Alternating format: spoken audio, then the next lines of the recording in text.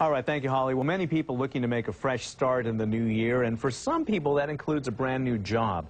And joining us with tips on making the job interview a successful one is communication expert Mike Aguilera. Mike, good morning, Happy New Year, and thank you for joining us. Let's start with something that you have on your website that you speak about quite a bit, and that's called subconscious communication. Explain what that is. Yeah, at an unconscious level, subconsciously, we're always communicating. Body language, words we use, voice patterns, and we're communicating that, and also who we're talking to, it subconsciously, people are communicating to us. Sure. Either they're engaged, they like what they hear, or they're not engaged, they don't like what they hear. So there's a lot of verbal and nonverbal, and the nonverbal is a lot of the subconscious communication. Right. That is something that people pick up on, and what you're saying on your website is that the job interviewee needs to pick up on that and be aware that they are giving off signals and that they are also receiving signals. Is that right? Correct, yeah. How does someone get those tips on picking up those clues, those nonverbal clues? Well, there's a lot of information out there. When you say pick up the tips, you're saying how would someone be aware of them? Or? How would someone, get a greater awareness that they're giving off certain clues by what they do, the way they sit, the posture they may have, and also receive those clues? Yeah, the key would be is to watch who you're talking to, the eye contact. Many people don't take advantage of that or are not aware of the power of making eye contact, because there's two things. One is you're showing interest in the person you're talking to. Sure. And the other is the person that you're talking to or is interviewing you is giving off a lot of information, either the interest in what you're talking about, or they're a little concerned, or maybe they have a question, so their face will make a gesture like, what does that mean? And if you're not watching the person you're communicating with, you're missing a lot of important information that can give you a signal of I'm on the right track, or I need to clarify something, I need to ask more questions, or yes, let's move on to the next subject. Let's move on. Yeah, okay. What are some common mistakes that you find that people make in job interviews? Well, the common mistakes would be not asking the right questions. Because in a job interview, you need to know what to be presenting about your background, because if you don't ask the right question, and one powerful question I suggest people asking is, what are you looking for in the kind of person for this position? What is the criteria? What are you looking for the kind of person for this kind of job function?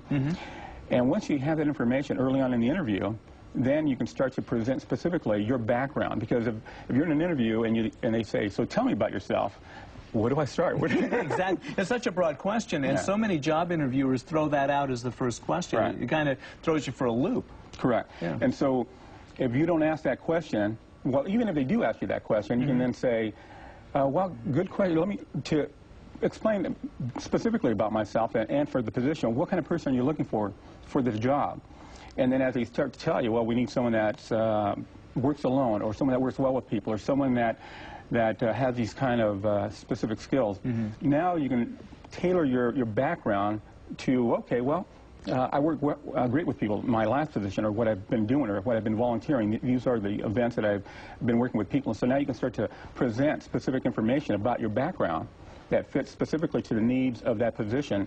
And it's only not that one person, because in many job interviews, there'll be series of people. You'll meet with a human resource manager, then the manager of the department, or maybe a committee, a whole group of people. So you want to ask that to all the people, because all of them will have a different criteria of what's important for that position. Some other mistakes would involve clothing. We were talking about this during the break, that some people do not dress appropriately for a job interview. Correct, right. You're presenting yourself, you're branding yourself, and so many people think, well, I'll just go in there, I'm young, just dress casual.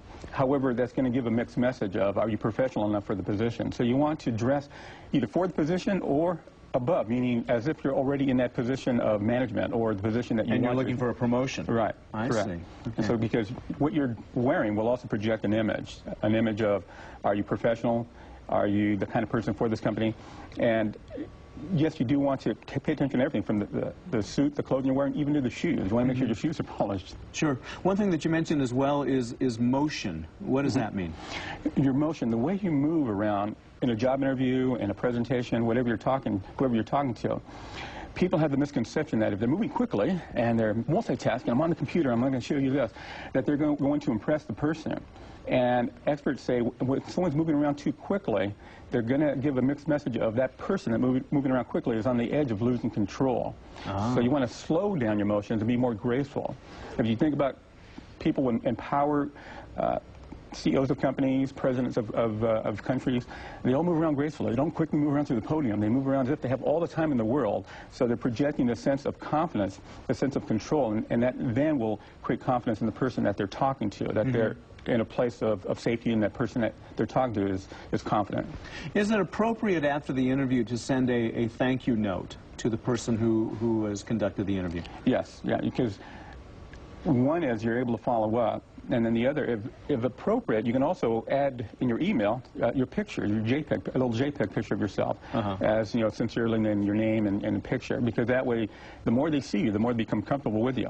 And also, if they're interviewing 10, 20 people, then you'll be able to stand out more by following up, by reminding them what you're good at, specifically why you're the right person for that position, and also if you can add your picture in there to remind them who you are, to really stand out. Great idea. And some great tips that Mike has been giving us.